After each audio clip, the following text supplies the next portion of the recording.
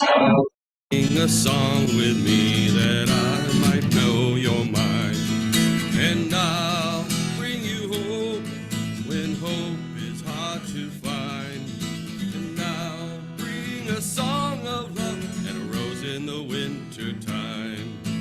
Come dream a dream with me, come dream a dream with me, come dream a dream with me that I might know your mind.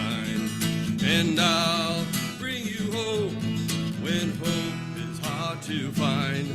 And I'll bring a song of love and a rose in the winter time. Come walk in rain with me. Come walk in rain with me. Come walk in rain with me that I might know your mind.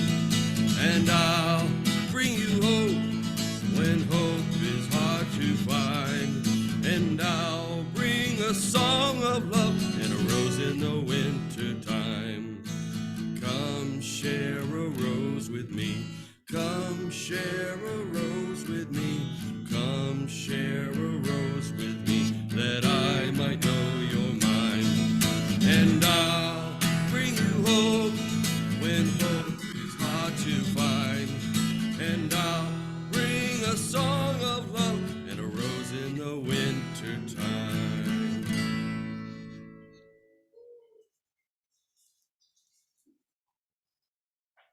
Thank you, and you may have a seat. Oops. I'll see if I can keep my pen in my hand. Good morning. I am, where am I? I'm here somewhere. I also have a large toad in my throat this morning, so I'll see what I can do, and I'll do the best I can. So ours is a welcoming community where we find connection and meaning, a sharing community where our joys are amplified, a caring community where our sorrows are lessened. We also welcome guests from Facebook Live and our Zoom audience. Yep, people are out there. We welcome everyone, regardless of race, creed, color, social level, economic status, gender identity, or none of that matters. All are welcome here. So do we have any visitors this morning? Okay, if you'd like to, you may stand, just give your name and where you're from so we can properly welcome you. I'm Glenn. I'm from Carbondale. And I'm Margie. Thank you. It's Glenn from Carpendale and Margie from Hopstadt. Thank you for being here. Yes. Hello, everybody. My name is Richard. I'm originally from Alabama. I've been up here since 2015 and currently staying in Charlotte for a little while. Glad to be here and good to be out here. Thank you. What was your first name again? I lost your first name. Richard. Yeah, that is Richard. Thank you. Okay, anybody out in the Zoom audience? We're all old hats. I'm sorry.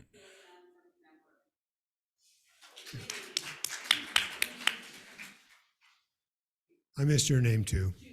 Julie. Okay, thank you, Julie.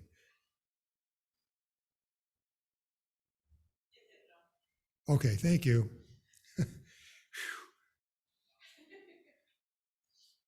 Okay, are there any church announcements today? Church-related announcements? Wow, that's something new. No. Oh, we have one. Yay, okay.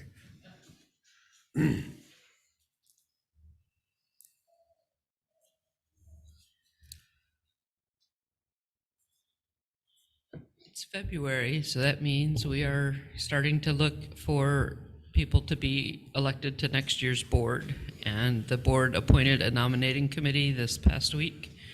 So think about what you might be willing to do. Think about who you think might do a good job. We'll be getting in touch to hear your thoughts. The committee is Steve and Barbara and Sharon.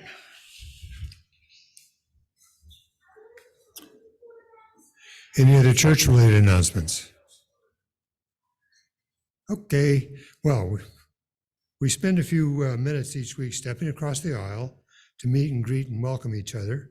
So please join in, and I will ding the dong when it's time to come back to your seats.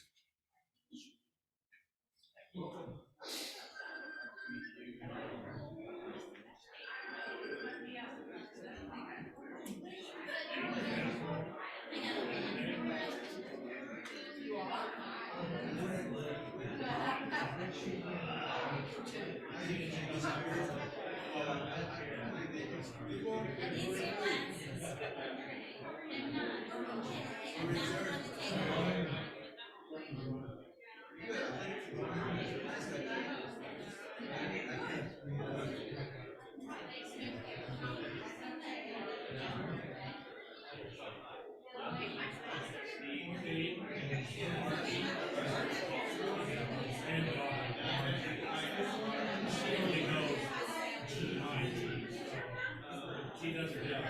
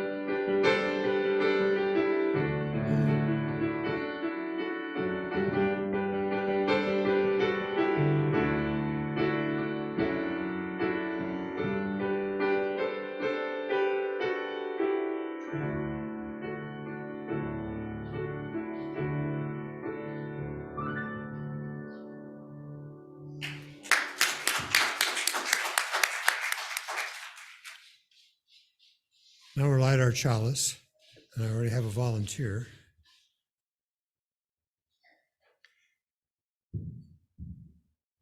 Thank you. We light this chalice to find inner peace, love for each other, and faith in ourselves. Also to be welcoming to whomever we meet and kind to all living creatures.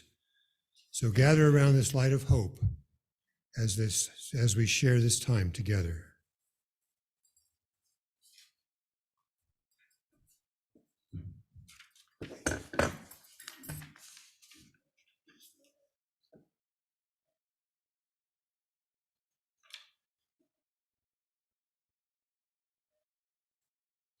To write your own words for gathering the offering, Reverend Eric Wickstrom says, many congregations say the same words each time the offering is taken, yet there's an opportunity here to reflect on just what it means to be a self-sustaining and life-giving community. What is the meaning of giving, of generosity, of your congregation and its place in the wider community and in the lives of its members? Where does the money go? What does the money mean? All of these and more are subjects that could be reflected on in the offering. And I have my own bit of words that came to me this morning.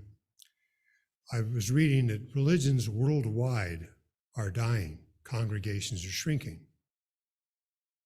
And we are actually in a growing mode, seems to be. We've been stable, gone down, going back up a little bit. But we're not a religion, so to speak. We don't have the big savior or anything like that. What we have is community. And I believe that personally that is so important, and that's the only reason I'm here, is for the community that all of you represent for me. Something I've not had most of my life, and I greatly appreciate it. So thank you. And now we'll do the offering. May I have 2 volunteers, please?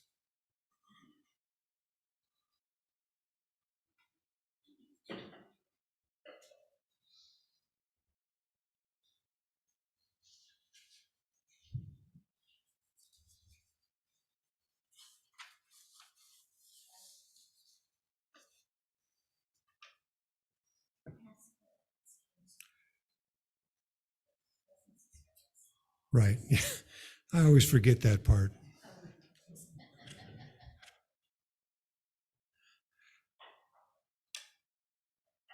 Thank you for filling in for me, Sharon. They were trying real hard, so I appreciate it. We can do that.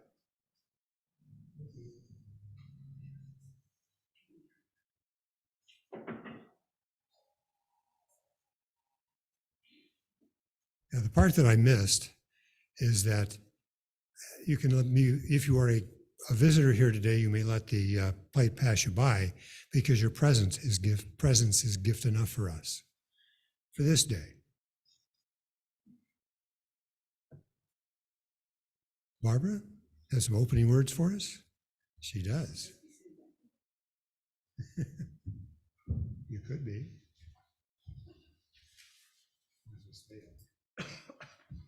Our opening words today.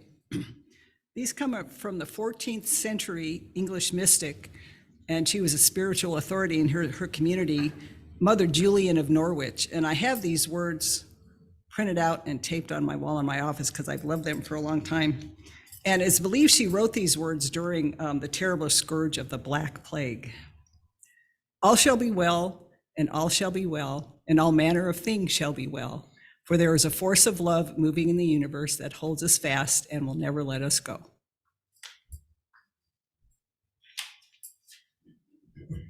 Going back down, huh? I am. Okay. It's my exercise.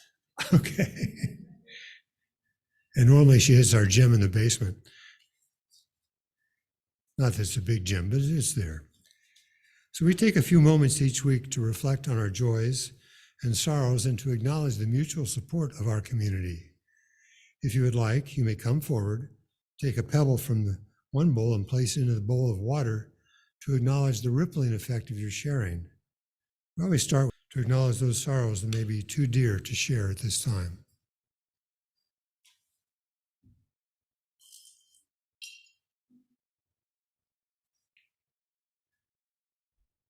Also just became aware that because it is not under the order of service today, I missed the story for all ages, which was not scheduled. We can do it, because we have one. Come on up. You can even stand up here and do it, or invite children. Children and people, doesn't matter how old you are, come forward because there's a good story to tell. I do have to stand up to read this because this is a stand-up dress. Okay, so you guys won't be getting that show. I'm really sorry. I'm super glad you guys are here because this is one of my favorite books and I would love to read it to you guys.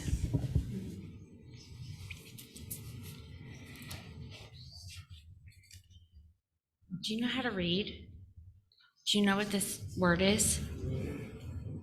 Love. Love. Fabulous book. Sorry. Come closer.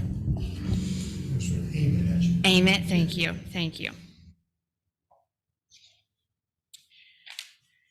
In the beginning, there is light, and two wide-eyed figures standing near the foot of your bed, and the sound of their voices is love.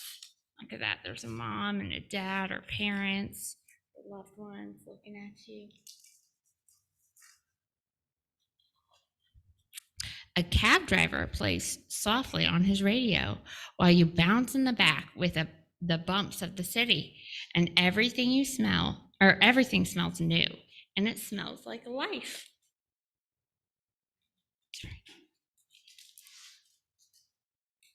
I kind of like the red balloon. Do you see that? Love, too, is the smell of crashing waves and a train whistling blindly in the distance. And each night, the sky above your trailer turns the color of love.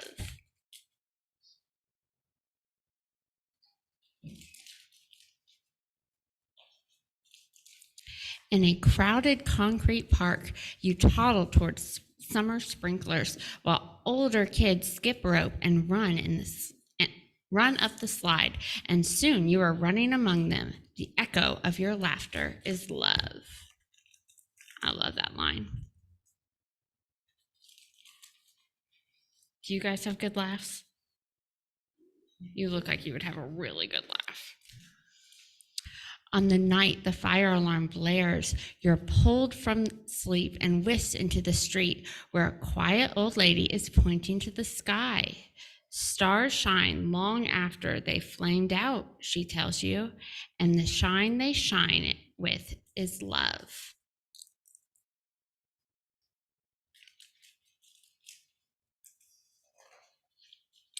But it's not only stars that flame out, you discover. It's summers too, and friendships and people.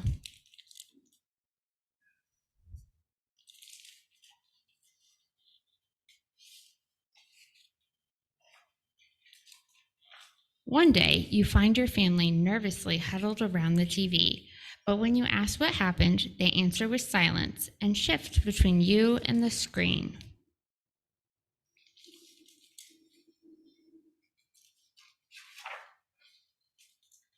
In your dream that night, you are searching for a love that seems lost.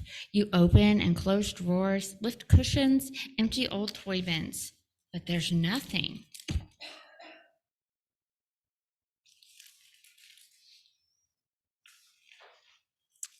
You wake with a start in the arms of a loved one who bends to your ear and whispers, "It's okay, it's okay, it's love."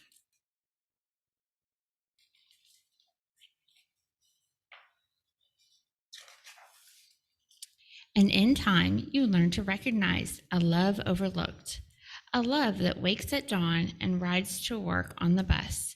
A slice of burnt toast tastes like love.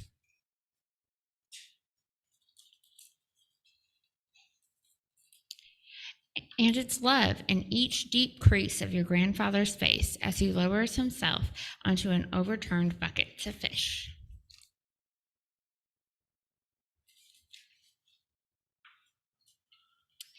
And it's love in the rustling leaves of gnarled trees lined behind the flower fields.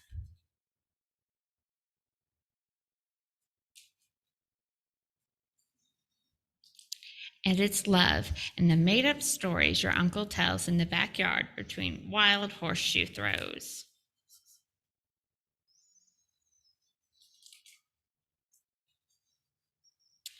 And the man in rags outside the subway station plays notes that lift into the sky like tiny beacons of light.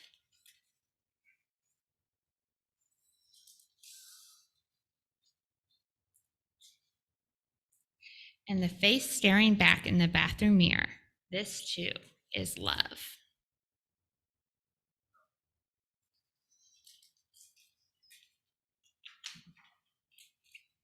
So, when the time comes for you to set off on your own, heavy winds will sweep past your building and great gray clouds will congregate above. Your loved ones will stand there like puddles beneath their umbrellas, holding you tight and kissing you and wishing you luck.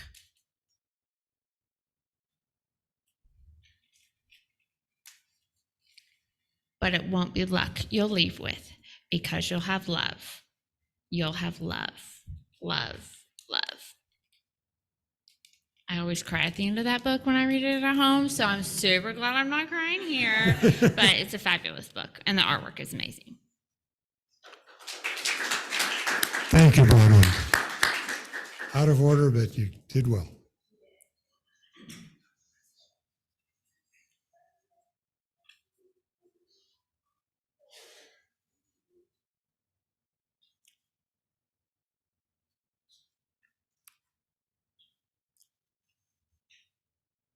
So feel yourself in your chair.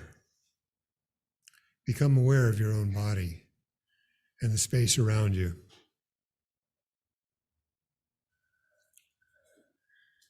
Now expand a little bit. Feel a little bit further out. Feel the people next to you. You can do this. We are much bigger than our physical bodies. And as you feel that, just relax into it, the comfort of being in company, in good company of your community. And I'll call you out in a minute and we'll sing number 123, Spirit of Life, in a minute or two.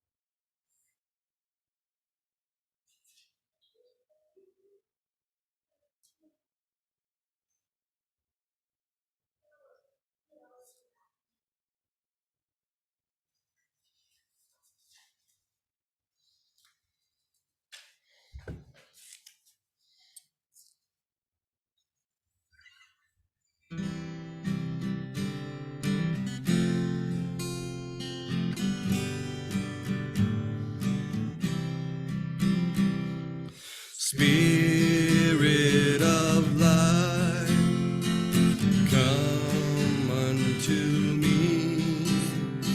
Sing in my heart all the stirrings of compassion. Blow in the wind, rise in the sea, move in the hand, giving life the shape of justice. Roots hold me close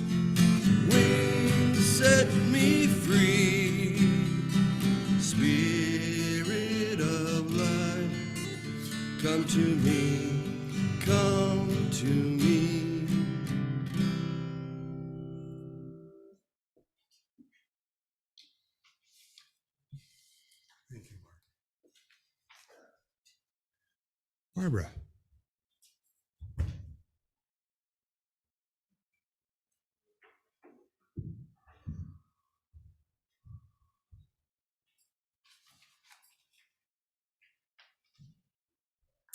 Hello again.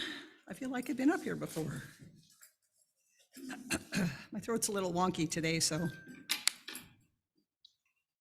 see how it goes. So, as you know, Tuesday is Valentine's Day, and that's a day we set aside for matters of love in the heart. And so what better time to talk about the heart and something called HeartMath. So we all know that our heart is a very strong muscle, might be the strongest muscle in the body. It's only about the size of a fist in an adult. And for the average person that lives to about 70 years old, their heart will beat about 2 billion times. So it's pretty important, keeps us alive. But did you also know that the heart sends out an electromagnetic field that changes with our emotions? And the heart's magnetic field can be measured up to several feet from the body. Like what Ken just said when we were during our quiet time, that field extends out. And when you come close to someone, you can feel it. That's what you're feeling. A mother's brain waves can synchronize to her baby's heartbeat. And positive emotions can help make good decisions. We're going to have a little bit of audience participation later. But first, let me introduce you to the HeartMath Institute. I think it's fascinating stuff. It's founded in 1991, and they conduct scientific research on the psychophysiology of stress, resilience, and interactions between the heart and the brain. And their mission is to help people bring their physical, mental, and emotional systems into balanced alignment with their heart's intuitive guidance. And this unfolds the path for becoming heart-empowered people who choose the way of love, which we demonstrate through compassionate care for the well-being of themselves, others, and planet Earth. So in all their work, HeartMath researchers have discovered how to shift the rhythms of the heart to shift brain function and so create a more resilient baseline and sustain positive behavioral change, access the intelligence of the heart so we can better navigate stressful times, and access deeper intuition and inner guidance so we have a new sense of clarity in making decisions. And I'm going to explain how all this works. So did you know we actually have 3 brains? Anybody know that? The first brain is here, of course, the cephalic brain that has 100 billion neurons. And this is the one that says, I think. And the next one is in the gut, or the enteric brain, which has 100 million neurons. And this is the one that says, my gut tells me. You know, we've all had those times of those gut feelings. That's actually the neurons in your gut. And then there's the one in the heart, or the cardiac brain. And that has about 40,000 neurons. And this is the one that says, I feel. And they all work together, and they control not only our physical selves, but our mental and emotional selves as well. So let's concentrate on the heart brain today in a very high level view. Now, what I'm talking about today comes from HeartMath, and their website is heartmath.org. And if you're interested, I highly recommend you take a look at it because there's a wealth of information and many good, worthwhile videos there. So we've all been taught that the heart is constantly responding to orders sent down from the brain. But it's been known since the late 1800s that the heart is actually sending more messages up to the brain than that come down from the brain.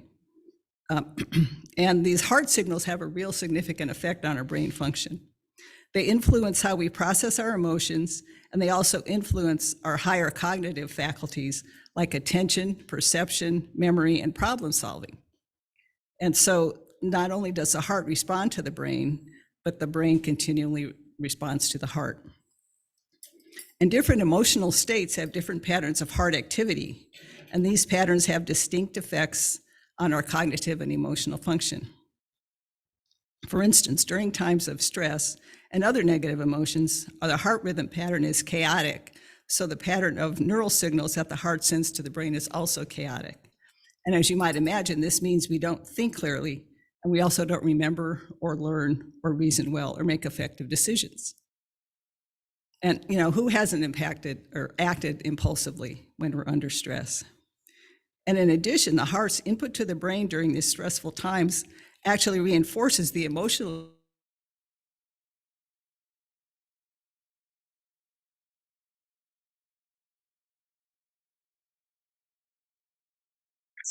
Our heart's rhythm is more ordered and stable.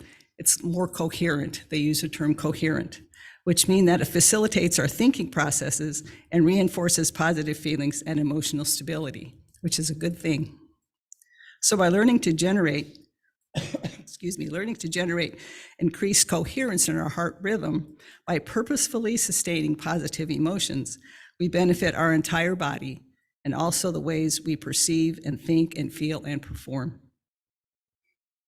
So I want you to know that we can all learn to shift our heart's baseline with some very easy methods, and we're going to learn to do this in a few minutes.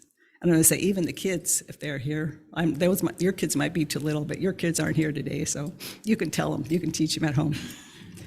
So how can we know what our heart's physical responses to emotions are?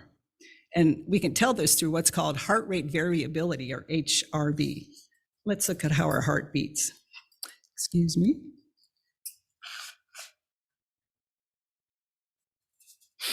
So we tend to think that our hearts beat in sort of a monotonous rhythm, kind of like a metronome, back and forth and back and forth. But that's not the case. And instead, a healthy heartbeat is surprisingly irregular, with a constantly changing time interval between beats. This natural beat-to-beat variation is the heart rate variability, or HRV. And HRV is now considered to be an important indicator of health and fitness. It acts as a marker of physiological resistance and behavioral flexibility, and it reflects our ability to adapt effectively to stress and environmental demands. Here's an example, sort of a metaphor to explain this. If a tennis player, she's going to shift her stance when she's preparing to hit a serve that's come to her. She has to shift back and forth. And an experienced tennis player can do that pretty easily. And so the hearts of healthy individuals also remain responsive and resilient, and they're primed and ready to act when needed.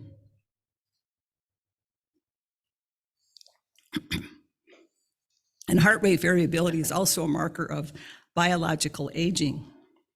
It's greatest when we are young, and then as we age, the range of variation in our resting heart rate goes smaller.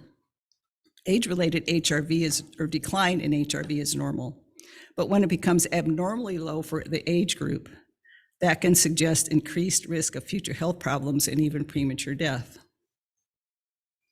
Low heart rate variability is also common in people with a wide variety of diseases and disorders. But fortunately, regular practice of HeartMath coherence building techniques can help ensure better HRV values. And as I said earlier, emotional stress produces erratic HRV.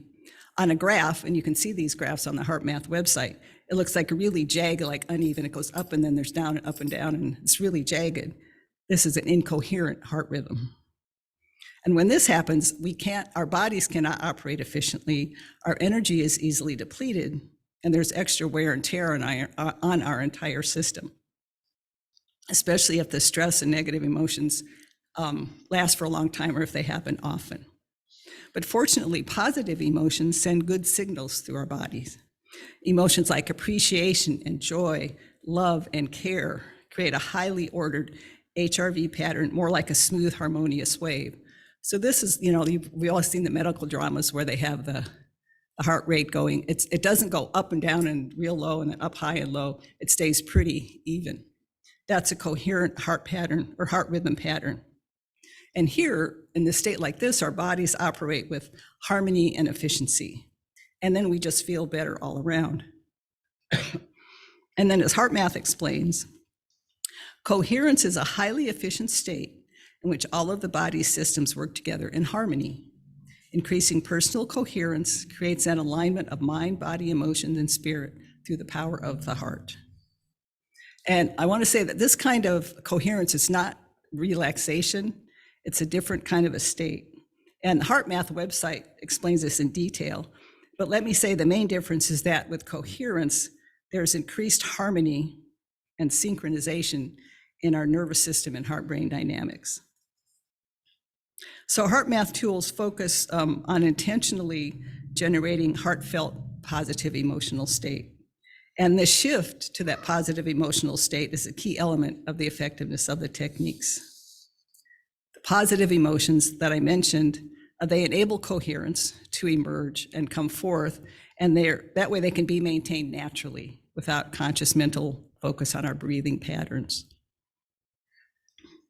And furthermore, as I sort of said earlier, the heart generates this electromagnetic field that can be detected by other people, and it can produce measurable effects up to 5 feet away. So that's quite a distance, really. And this field it's the most powerful rhythmic energy field produced by the body. It's even more powerful than the one produced by the brain. And it becomes more organized during positive emotional heart coherent states. So I think that's pretty cool and pretty amazing. So, and just as we can change what's called our own field environment, that field within and just around us, by radiating an attitude of peace and flow into the room while doing deep heart listening, and with the intent of remaining neutral without judgment. You could also do this in a group. We've all walked into a room where they say you can cut the tension with a knife, and we've all walked into a room where it feels calm and welcoming. This is everybody's heart coherence or incoherence operating in. Sometimes I imagine if enough people could do this in Congress, what might happen if we could have that. So let's try an easy and user-friendly HeartMath technique to increase your heart coherence. It's very simple, takes a few minutes. And so this simple exercise will engage the power of your heart to generate and sustain feelings of appreciation and help increase your own well-being. And I want to add here that HeartMath, they also have various devices and things you can buy that can help reinforce this, kind of like a biofeedback technique, but you can do them easily without any device. So here's going to be it's called the appreciation exercise. So focus your attention on your heart area and just breathe a little deeper than normal, maybe in for 5 seconds and out for 5 seconds, but don't worry too much about the breath. Just kind of relax. And you can put your hand on your heart to keep your focus there if you like. So now imagine that you're breathing through your heart. Picture yourself slowly breathing in and out through your heart area. Concentrate on your heart. You're breathing in and out through your heart. Now, this is key. Activate a positive feeling as you keep that heart focus in breathing. This is called the appreciation exercise. You can remember appreciation for someone, or recall a time that you felt good inside and try to re-experience the feeling. You can remember a special place or the love you feel for a close friend or relative, or even a treasured pet. The key is to focus on something you really appreciate. So keep doing this just for a few more minutes. 2 or 3 minutes is enough. So I'm gonna be quiet now and we can all do this for about 2 minutes. Just slowly breathe in and out and feel those positive emotions.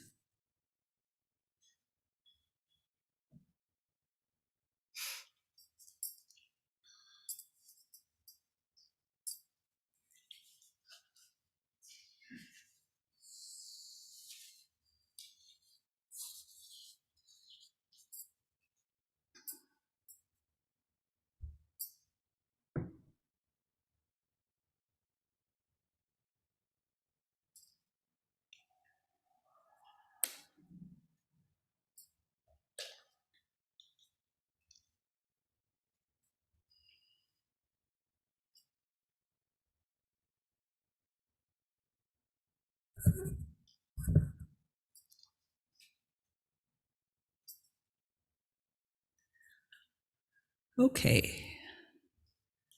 Come back to the room. So how do you feel? Did you feel any more relaxation or well-being or ease? It was nice to sit up here and watch everybody look so calm and peaceful.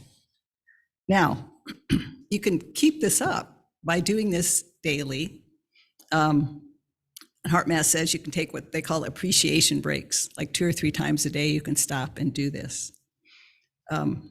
They say ideally in the early morning, soon after you wake up, or during work or school, or returning home or before bed. Just follow those simple steps. It's very easy. And just those couple of minutes can achieve mental, emotional, and physical balance. And what happens is, just as we practice anything and it becomes a habit, this can become a habit, and it will increase your heart rate variability so that you have these feelings of well-being and ease and clarity more than you would if you know, like we all rush around like crazy people sometimes and don't know what we're doing. You can also make an appreciation list and make a list of things you appreciate, people, places, activities, your pets, and choose 1 or 2 each morning to hold in your heart during the day. And it really helps if you have something to focus on like that. And I like when I do this, like to keep my hand on my heart, because otherwise my mind starts to wander, but that helps me keep my focus on my heart. And then you choose an item again at night to hold in your heart while you rest. You can also do what they call appreciation in the moment. Keep your appreciation list close at hand during the day. And then in stressful moments, you can choose an item that quickly evokes appreciation. And they say it can turn a stressful day into one that flows in 30 seconds or less. They say you can even use these techniques to help create hope in the world. And I want to say too that all these techniques have been extensively researched and validated by HeartMath. And there's so much good information on their website. So if you want to do this out in the world, when you're out someplace, like maybe in a stressful room, a stressful situation, again, feel your heart, focus on your heart and breathe in that feeling of love and appreciation. And then radiate those feelings of genuine care and compassion out into the global energetic field. Because just as we each have our energetic field, there's a huge energetic field around the globe, and we're all contributing to that. So if we all start contributing more calmness, appreciation, and peace, that's going to help to alter that global energy field, and God knows we need that now. And see people throughout the world exploring the same thing, like in your mind's eye, because know that other people are doing this too. And they're all exploring the benefits of forgiveness and kindness and harmonious cooperation. And also, see also more people opening their hearts to the need for compassionate action in their, action in their interactions. And know that most people really are trying to do the best they can during these times of accelerated stress. And all this together increases hope for people getting along with each other and creating solutions that will benefit us all.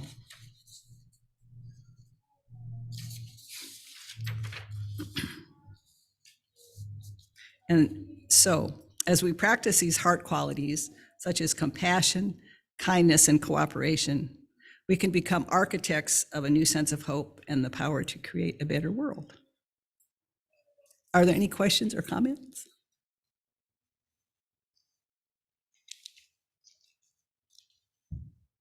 No, you're all too mellow.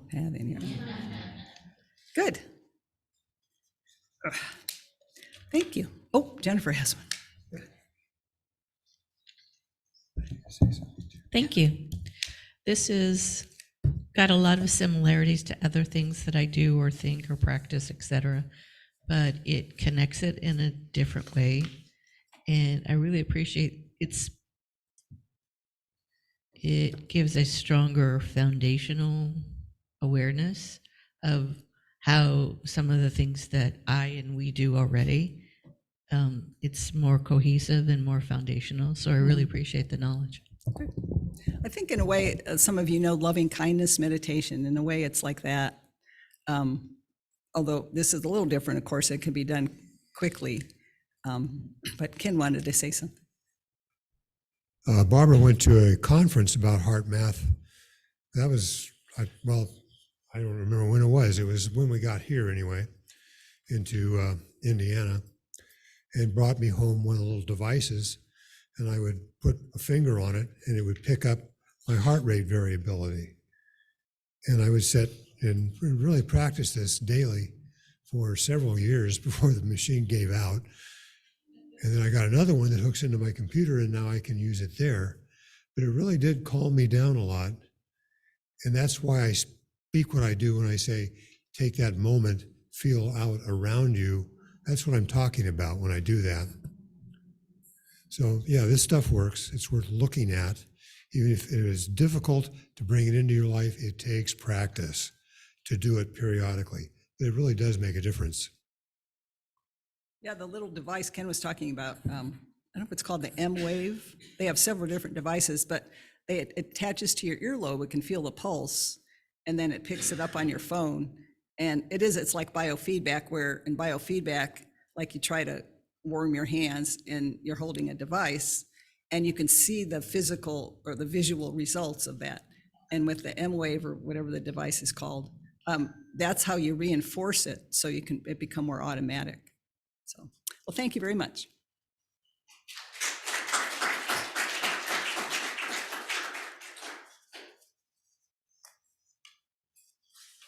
Let me find where I'm supposed to be.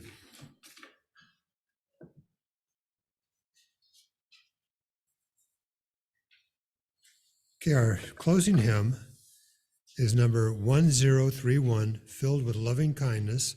That's in the teal hymnal.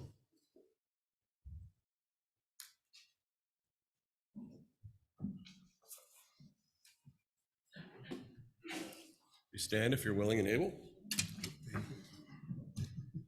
So there's actually 3 verses. You'll see the last 2 verses on the bottom of the page there, but it's a pretty simple song.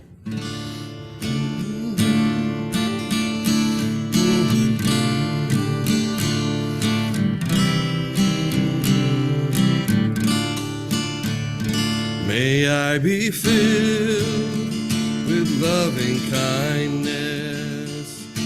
May I be well. May I be filled with loving kindness.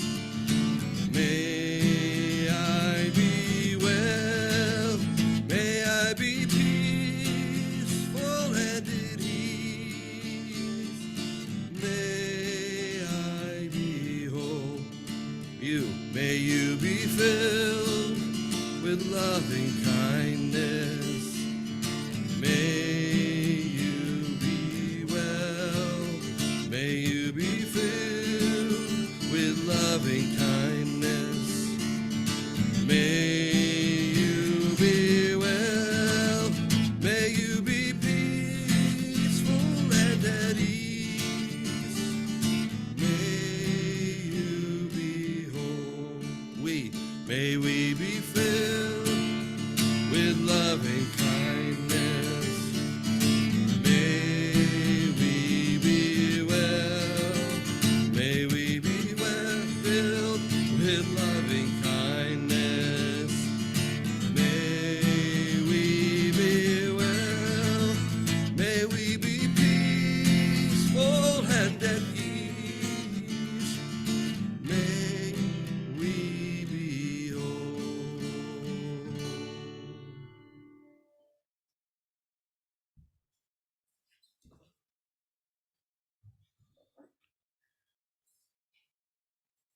Now, please repeat the words in your order of service as I extinguish the chalice. We extinguish this flame, but not the light of truth, the warmth of community, or the fire of commitment. Hearts, until we are together again. Thank you for being here this morning. I do hope you enjoyed the service. And go out. You bring so much to the world. You bring so much community. I greatly appreciate all of you and your being here. May peace be with you. Carry on.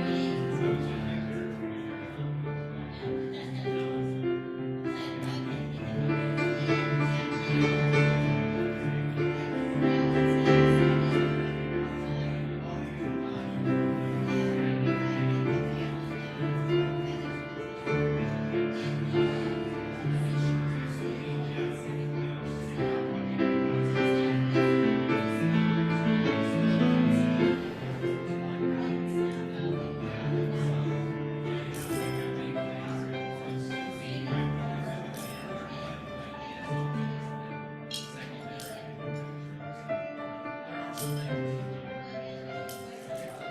you.